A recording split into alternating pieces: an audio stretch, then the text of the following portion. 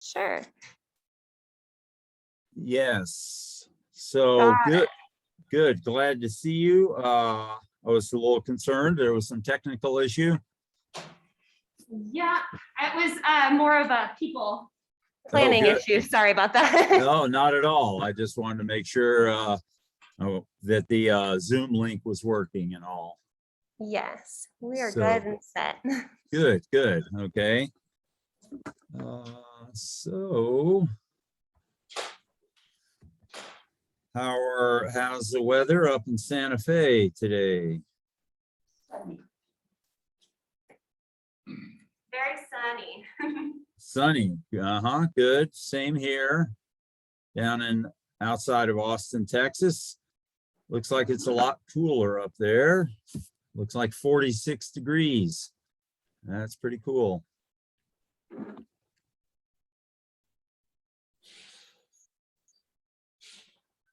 So are we waiting for a few other people maybe? No, I think we're ready to go. Okay. So you can hear me and you can see the program on the screen, Tour of the Universe series, yes? Yes. Okay, good. All right, well, here it is, Thursday, October 28th, 2021, about 10:10 Mountain Time. And it's about 11:10 Central Time here outside of Austin and Llano, Texas, where I am Zoom casting from, as it were. And that's me, Michael Albrecht. And today we're going to be talking about a very interesting topic, which covers a lot of territory, literally a lot of land and a lot of time, several hundreds of years.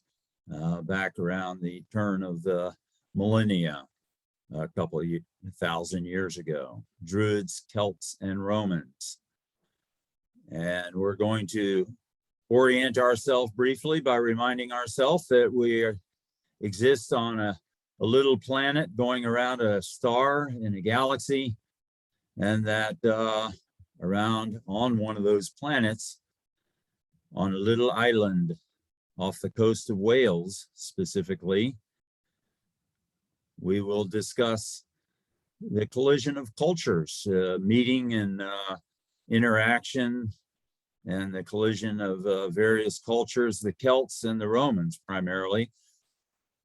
The Druids were actually the priests of the Celts. So we've all heard of the Celts for many years.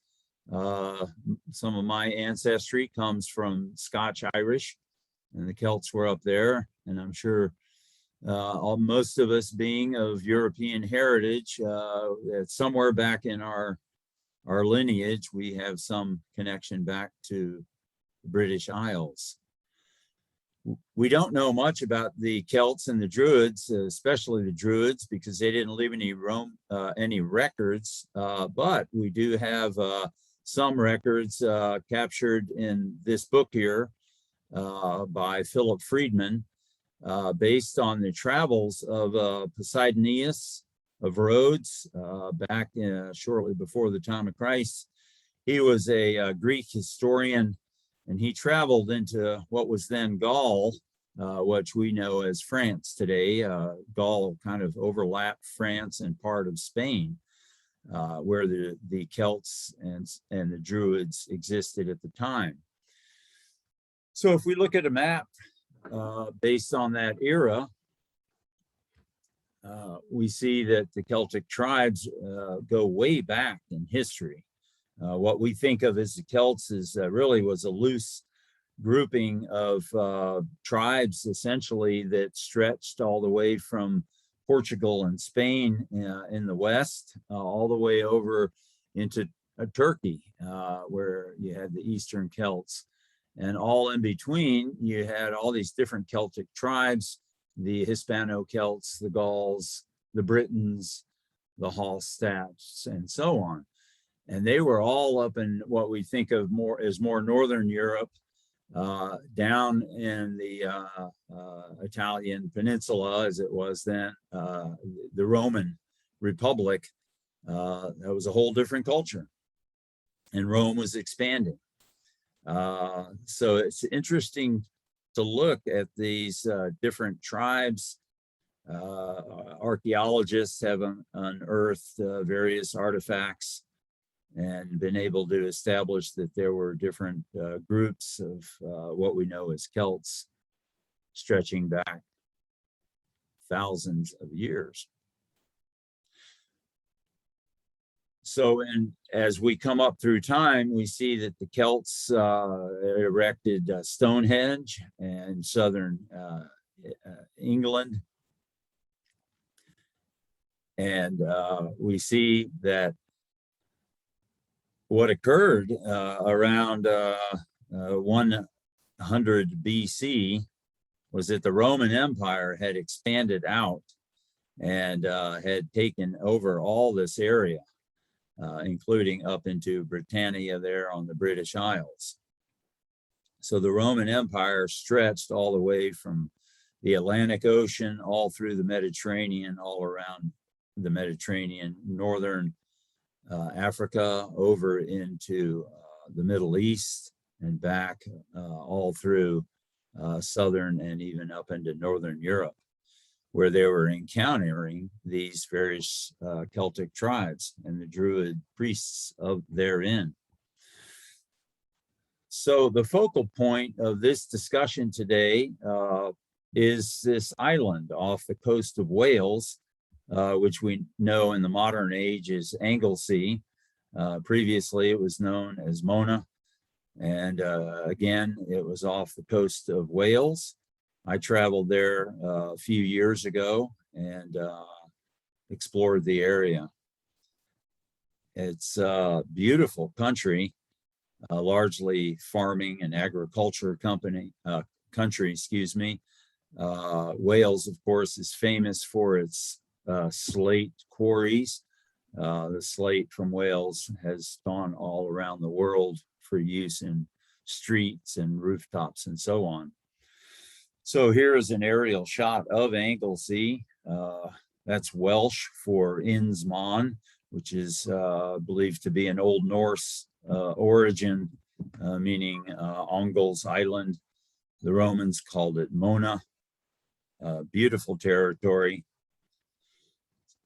The Druids themselves did not keep records. They actually prohibited writing down their various rituals. So our knowledge of Druids and even the Celts is based on Roman writers such as Julius Caesar, who made military explorations into both Gaul, over in what we now know as France and Spain, and up into the British Isles.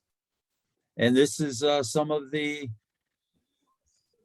part of an account that Julius Caesar, when he was a general before he became Caesar of Rome, this is a brief account. I'll read this. He says, Caesar writes that they officiate at the worship of the gods, the Druids do, regulate public and private sacrifices, give rulings on all religious questions. Large numbers of young men flock to them for instructions, and the Druids, are held in great honor by the people. They act as judges in practically all disputes, whether between tribes or between individuals. So, to establish who the Druids were, they were the priestly class of the Celts. And they were basically the officials and the religious leaders. The word Druid is believed to mean knowing or finding the oak tree, under which they have a lot of ceremonies. Here is a photo of a Celtic burial site on Anglesey Island in Wales. And they mark their burials with stones. And here's another example of a burial mound on Anglesey Island in Wales. They're very profound to see. And I did not go in here, but you can imagine that there's some interesting artifacts in there that have been unearthed. Caesar further documents that the Druids believe that their religion forbids them to commit their teachings to writing, but I imagine that this rule was originally established for other reasons, Caesar writes, Julius, perhaps because they did not want their doctrines to become public property, and in order to prevent their pupils from relying on the written word and neglecting to train their memories. So that's interesting to read Julius Caesar's thoughts on the Celts and Druids. Later woodcuts have attempted to recreate, based on what fragmentary records we have of that era, that apparently the Druids would build these wicker wood structures and actually potentially sacrifice live humans in there and burn these as sacrifices to their gods in hopes of helping their fellow Druids around their territory in the British Isles and down into Northern Europe. That's a very powerful engraving woodcut there. So there were reports of Druid human sacrifices, but some writers and researchers believe that these accounts were actually fabricated by the Romans in order to justify the invasion and the expense of going over into the Gaul territory, France and Spain, up into the British Isles. The military leaders and political leaders in Rome had to justify to some degree to people why they would do this. And one of the reasons may have been to say, well, they're barbarians and we need to go and civilize them. So that's kind of unclear how accurate that is. But when we revert back to this wickerwork engraving, there does seem to be some evidence that there was some human sacrifice in the Druid Celtic community. So as the Roman Empire expanded in the years before Christ, they were encountering these Celtic tribes, and the Romans fell to the Gaelic Celtics under the chief Brennus in 390. There was a famous battle. That's 390 BCE. BCE stands for the before the Common Era, which is a more widely used notation for dating these days. But we can see how, as the Roman Empire expanded, it was running into these tribes, and they would subjugate them, study them, incorporate them into the Roman Empire. And as is always the case with military action and engagements, you not only get conquests, but you also get an exchange of cultures and the development of trade therein. And both sides kind of adopt some of each other's technologies and customs and so on. And this is an interesting, constantly fluid aspect of expansion and contraction of empires as they go out and pull in cultural practices and so on from other peoples. And the Romans and the Celts, the Druids, were the same. This occurred also with the Vikings. When the Vikings came down from Norway, Finland, Denmark, and so on, and they came down into the British Isles and into Northern Europe, there was an exchange. There was military conflict, essentially, of course, but there was also this exchange of customs and cultures and the development of trade. So human activity is very interesting in this respect, that there's always this kind of overlap of conflict, but then also cultural and economic, social, cultural exchange. Interesting dynamics that are rather universal. Here's the remains of a Celtic wagon that was reconstructed and exists in the Archaeological Museum in Como, Italy. So they've reconstructed this, obviously used wheels, tools, and so on, even some suspension there, it looks like, for the wagon. So what the Roman explorers, as they went out and investigated these Celtic areas, originally they thought that they were really just savages and barbarians, but they found that they were fairly technologically advanced. They had art and poetry, astronomy. They developed their own mapping of the stars, and of course their mythologies and so on, based on their impressions and perceptions of the universe and the world around them. So again, the Roman investigators found that the Celts and the Druids actually were pretty sophisticated peoples. So here's the area of Gaul around the 1st century CE, the Common Era, and that what we know is France. And you can see the various tribes in there, and then Britannia to the north. And Caesar, when he was a general, he came over from Italy, from Rome, and had these various engagements and explored the area. And of course, they were always documenting what they were doing and who they were running into. And so these are some of the campaigns that Caesar engaged in as a general, as the Roman Empire was expanding. And you can see up there where they crossed over the English Channel, and up in here and crossed into southern England and Britannia. Wales is over here. So a lot of activity, some of it documented, some not. Here's a coin that we found, that has been unearthed, and the chieftain of the Gaelic tribe, Vercingetorix, he was a chief of the Averni tribe in Gaul.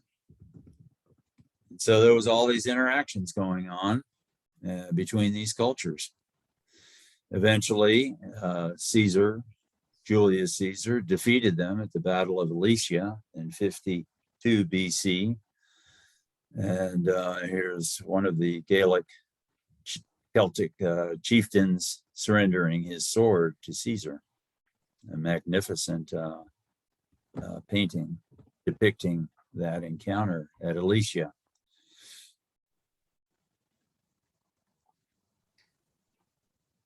The Romans celebrated in part by minting this silver coin showing the defeat of the Gauls.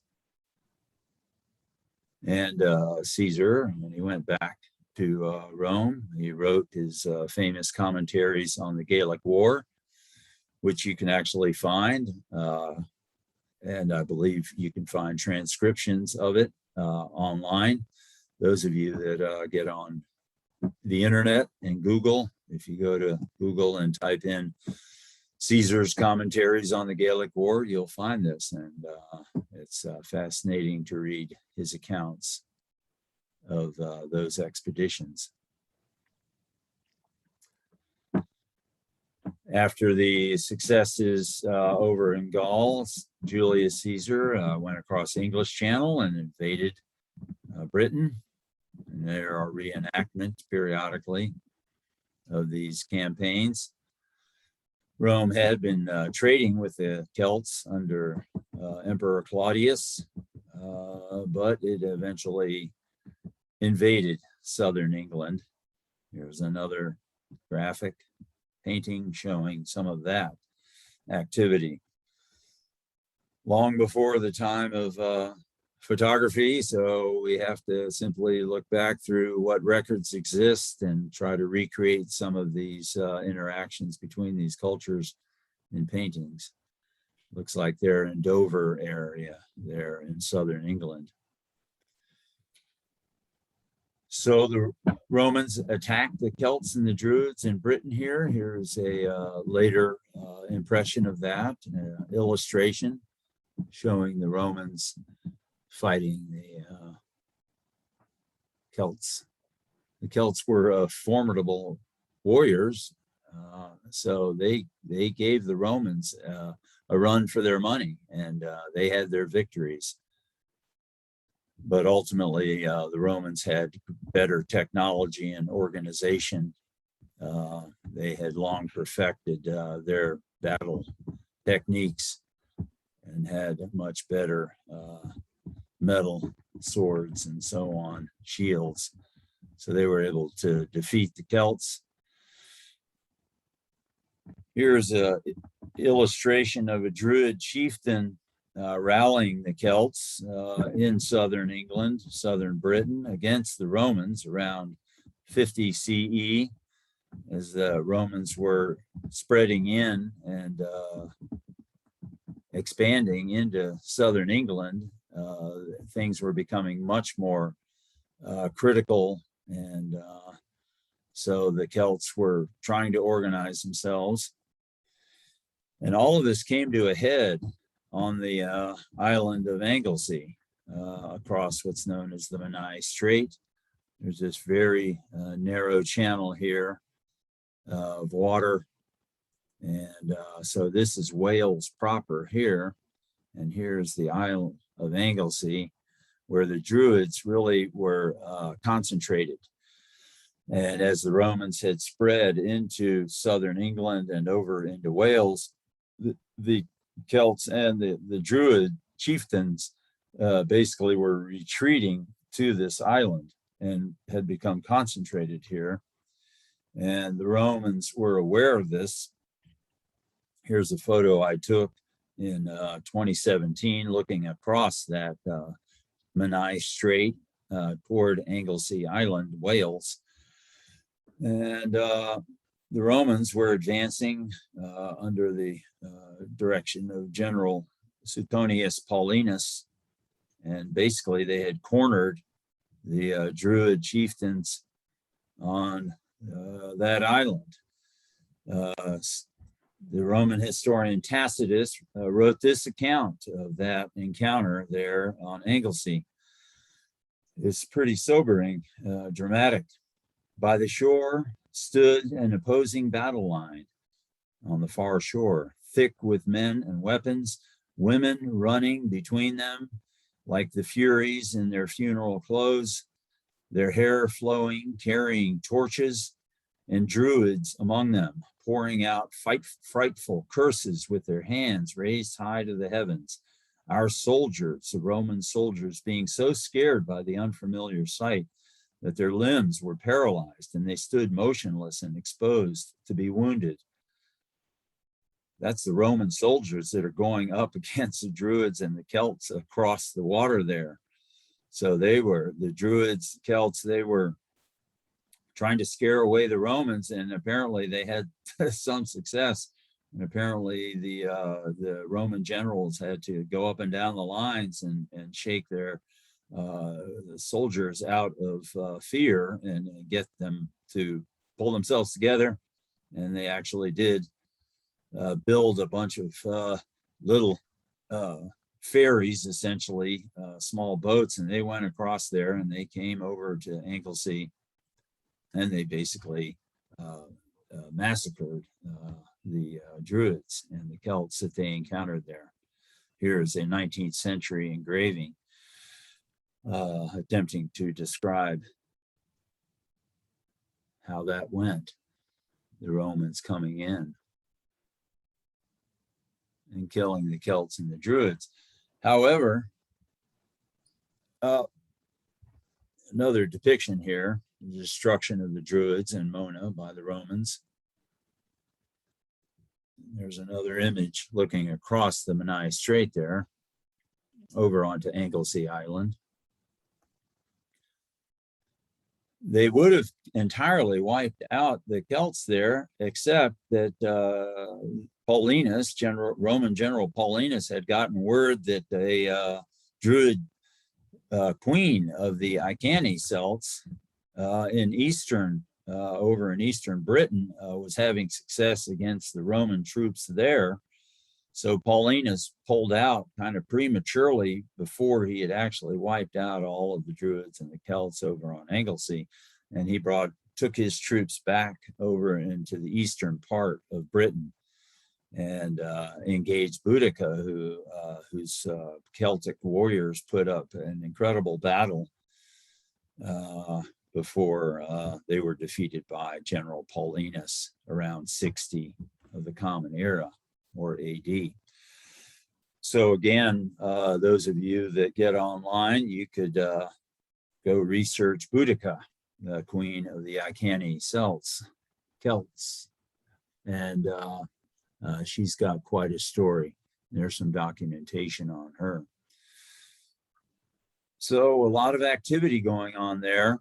It's believed that one of the reasons the Romans went to the trouble and expense to go over into Wales and battle the Celts there was a copper mine. The Romans valued copper, needed it for their society, and in Paris Mountain there in Wales was a big copper mine.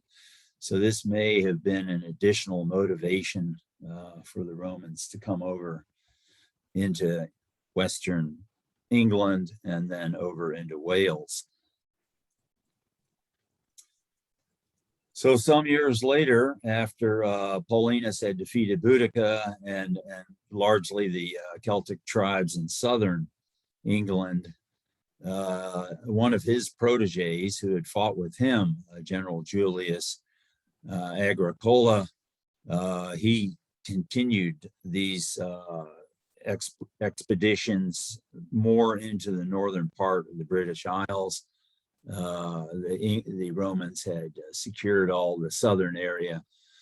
So Agricola took troops up into the more central and northern areas, up into Scotland, or attempted to get up in there, as we'll see shortly. He completed what's considered the conquest of the Celts and the Druids in Wales around 78 CE,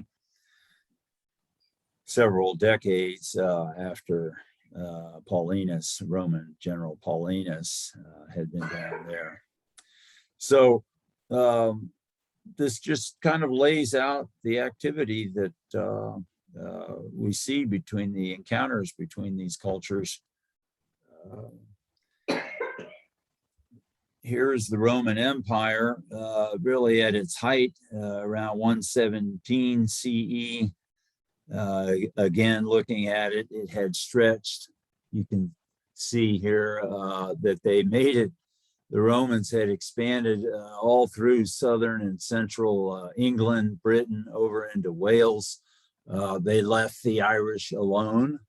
And of course, as well known, they had difficulty up in the Scottish Highlands. And so the Romans basically gave up. They had extended their resources and their troops far enough, so they built this wall all across this section of England up here, known as Hadrian's Wall, after the emperor of the time. And here's a photograph of Hadrian's Wall. Parts of it still remain. And the Romans finally said, we've had enough. We're going to leave the Scots alone up there, and we will build this wall, and hopefully they won't come down. They were, those of you with Scottish ancestry, as I have, can be proud of the fact that the Romans couldn't conquer the Scots. And here's another view of the eastern end of Hadrian's Wall, which still exists. It's basically a historic site now, and near Berwick-on-Tyne, England. And if you get a chance to travel there, it's really a profound sight to see. It's a beautiful area. There's a good book written on all of this. Those of you that want to go online and maybe order a book off of Amazon or whatever. But this book by Simon Scarrow on Britannia has great accounts of these Roman military campaigns up into those islands and areas of Britain.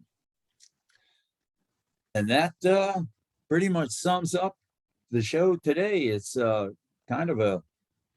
it's amazing to be able to consolidate so much time and history into a 45-minute talk, but it's a fascinating, dramatic story of these cultures, and I'm sure some of you have probably read up on it, and hopefully some of you will follow up with some further research. It's a fascinating topic. Are there any comments or questions out there? Yes. I was wondering, I'm sorry I missed the first part of your lecture. But I know you must have introduced yourself, but are you a historian? Well, I have a degree in history, and I have taught history at the secondary school level, and I've done a lot of my own research. So and you've obviously traveled a great deal in Britain, and so it's part of the world. Yes. And your slides are great, by the way. Oh, well, thank you very much. Yeah, thank goodness they're out there. Most of them are in the public domain. Some photos I've taken myself from my travels. So thank you. I appreciate that. I would pride myself and strive to do comprehensive research from credible sources, universities, archives, and so on, and try to deliver programs that are well researched and well thought out to deliver good information in this day and age of occasionally false news out there, as we hear. So I try to provide a good programming. Thank you. The fact that you're an astronomer. Yes. Can you say anything about the study or the understanding of the heavens in this era by any of the peoples you're discussing? That's a good question. Unfortunately, there was so few records left. They'd left virtually no records of their own histories and activities, the Celts and the Druids, and all we have to go by really are more the Roman accounts. So I don't have any direct references to that. However, we know that pretty much like all cultures, they looked up at the heavens and they formulated their own mythologies based around those.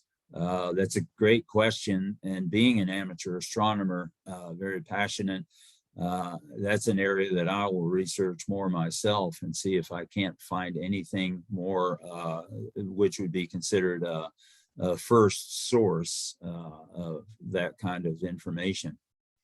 Well, I don't want to take anybody else's questions away from you, but I did notice in one of your slides across from the islands that you talked about near Wales, that there was a stone circle. Yes. And I'm sure that I know that those things predated the Romans by maybe thousands of years. Yes. But I didn't know if you want to, can you tell us about that particular stone circle? That's an astronomical phenomenon. Yeah, exactly. Sure. Yeah. The Celts were famous for building stone circles all over Britain. And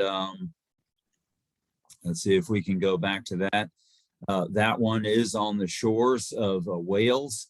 And certainly these stone circles, as you point out, were all used for a variety of planting, being able to predict when the seasons were going to change, and when agriculture was, planting time was advisable, and to keep track of where the sun and the stars were going to be, and provide some order to life and predictability.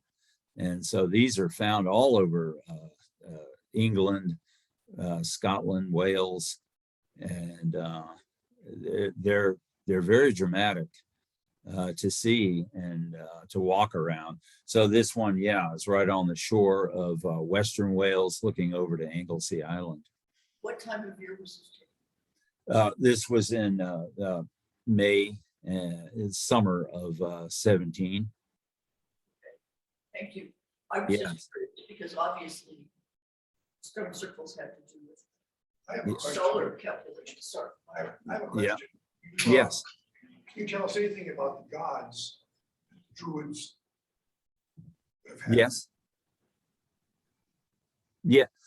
Yeah. They again, they didn't keep records, so all we have to go by are the Roman accounts, and they didn't really get into, because of course the Romans had their own gods and mythologies, and they didn't want to further spread anything they were running into from these essentially competitors. So there's virtually no documentation on those gods. Say, unlike the Vikings, the Norse peoples, where there's a fair amount of documentation of Thor and the other Viking gods, the Scandinavian gods, there's virtually no records. So it's just speculation, unfortunately. I wish I could comment more on that. Certainly, all these are always a challenge for online research. You know, you think you can baffle Google and not find anything, but sometimes you can really, you know, if you use different search terms and so on, you can find stuff stuck off in some university archive. As of yet, I haven't been able to. You would not find any information about the Celts, the Druids in Ireland? In Ireland? Yes. Would there be any information about this in Ireland? I ignored Ireland because the Romans hadn't gone over there, but it's certainly that would be an interesting avenue of investigation. And honestly, I thought, Jackie, are you there?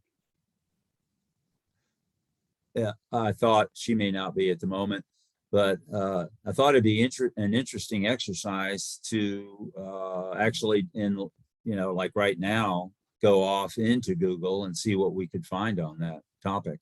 But I didn't include that in the scope of this program. But I would like to. I've been to Ireland and traveled across it by train and hiked across sections of Ireland. So I would like to expand and take that into account. The Druids had nature cults, and they established those around the great oak trees, and they often hung amulets and other kinds of things on these oak trees. And the northern Greeks also did that. There's a great oak tree in northern Greece, which later became dedicated to Zeus, which was the god of the heavens. But it was a cult that spread all away across Europe during the Bronze Age, basically, probably before that, which would have been the second millennium, third millennium BCE. But the nature cults also had to do Brigid, the goddess Brigid, the British goddess Brigid, which of course her celebration is still done in the British Isles, had to do with the flowing of underwater streams and rivers, and how the springs came up out of the earth. And those are the kinds of places they worshipped around. That's wonderful. I mean, that's what I know. We don't have historic records. Right. Yeah. That's very interesting. What was the name? Did you say Brigid? Bridget, you can say Bridget, but it's Brigid. Yes. And the festival of Brigid is essentially celebrated. Well, it's Mardi Gras basically all around Europe, the celebrations of what we call Mardi Gras Ah, have to do with the return of spring. And I've seen some of those celebrations, especially in Eastern Europe, and they're significant. And they have to do with, you know, the earth coming back. It isn't yet in fruition, but the earth, they in some cases, I've seen a festival culture in Greece, which is very interesting, where the men of the village actually walk around and beat the earth. They stand in a circle, they beat the earth with clubs to wake up the earth. uh-huh. I know it's really, it's very, very primitive, but it's very, very interesting to see. Right. Are those considered Celtic necessarily ceremonies? Well, they're pre-Indo-European. They're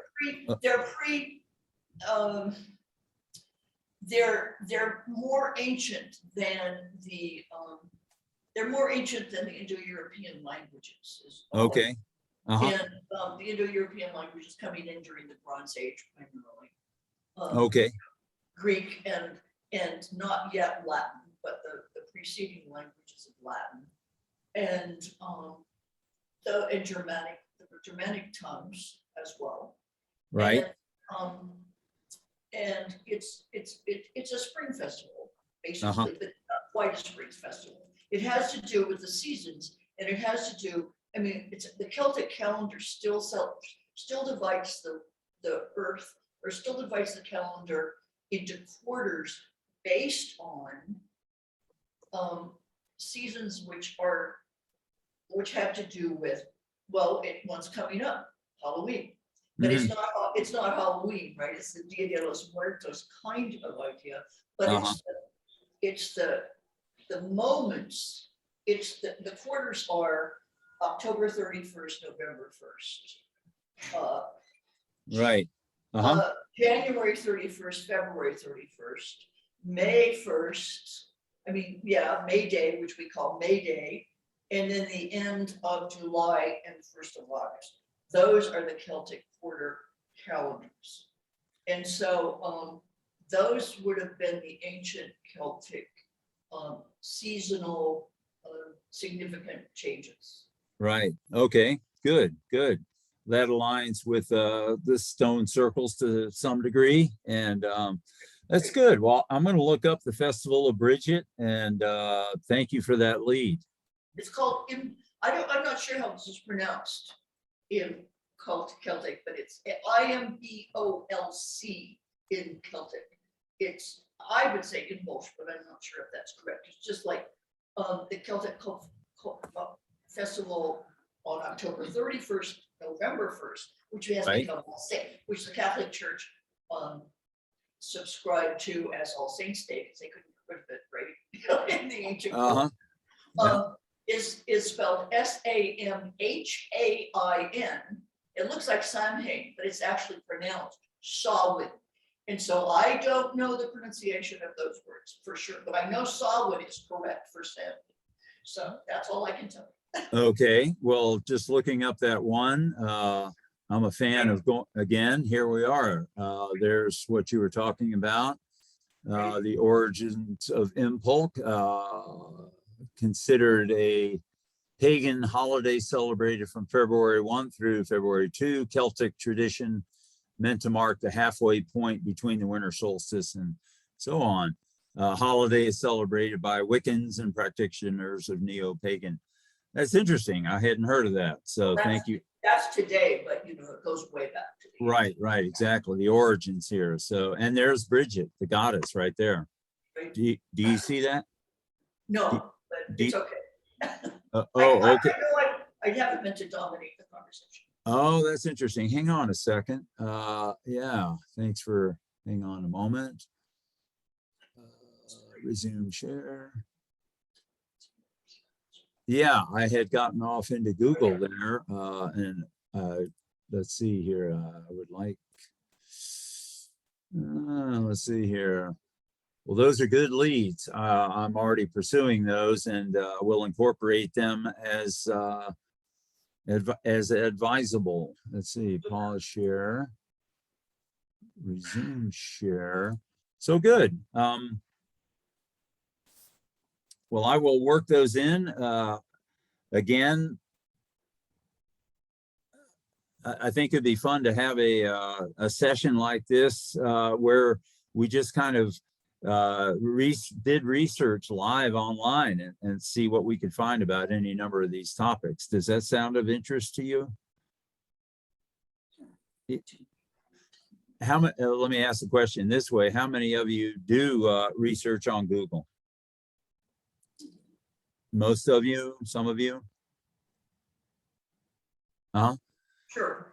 Yeah, I would imagine so. So I think that might be an interesting topic. Hang on a second here.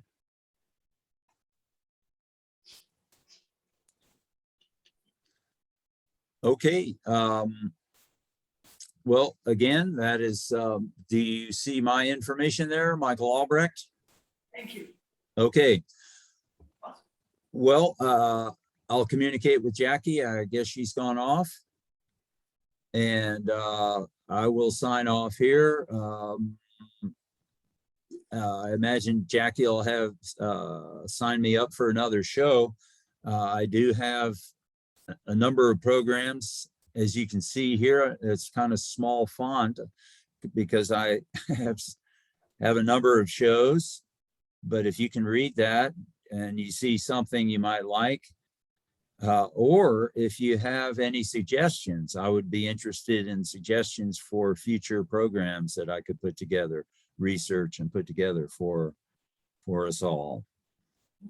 Are there any thoughts out there or suggestions on future topics? They all look interesting. Well, I do shows on topics that I find of interest and enjoy researching and thinking about and organizing. So yeah, and I've traveled to many of these places, obviously not back in time, but I wish we could. Okay, well, Phil, please feel free. Thanks a lot. And I'll get a recording of this and put it on YouTube, and Jackie can forward that to any of the other residents that missed the show but would like to see what we talked about. So I'll go ahead and sign off here, I guess. Okay. Thanks, Michael. All right. Thank you all too very much. Appreciate your attendance and comments. We'll be in touch. Bye-bye. Good. Bye-bye.